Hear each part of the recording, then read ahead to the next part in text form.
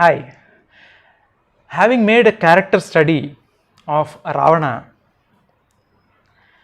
many could dismiss that the character of Ravana is no longer relevant in today's life, and they may look up to more contemporary and relevant examples in today's life. Having seen a negative example from that time, now let us look at a very positive example, a very contemporary person, a truly inspirational person. Let us look at the life of Steve Jobs, the person who not only founded Apple company but also has taken that company to insurmountable heights through his sole passion and complete dedication. He had a last piece of advice for every one of us, and those have to be kept in mind forever. He said, it is always important to have an art as a hobby that will provide the necessary relief from all the stress and will give us a necessary emotional balance in life. Not only that, apart from having a passionate career, it is also important, he said, to have healthy relationships. And he advised us to nurture and invest in proper family relationships, so that is going to help us in terms of our emotional, mental, and finally physiological health. Let us keep that in mind.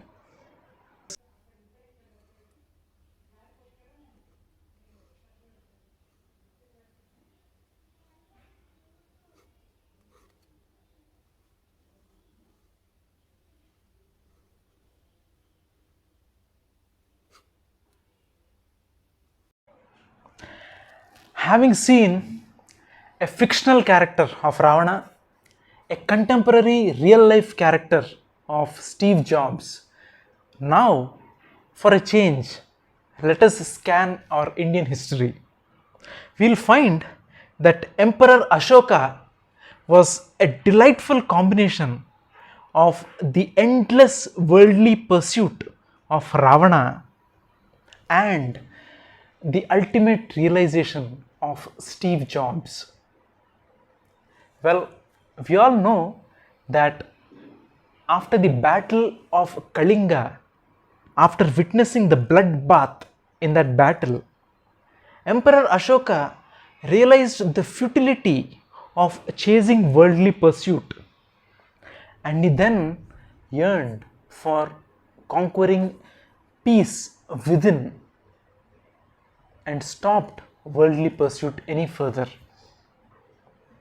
He felt that one should be established in oneself so peacefully, so very content with oneself, that it is needless to chase the aims or goals outside.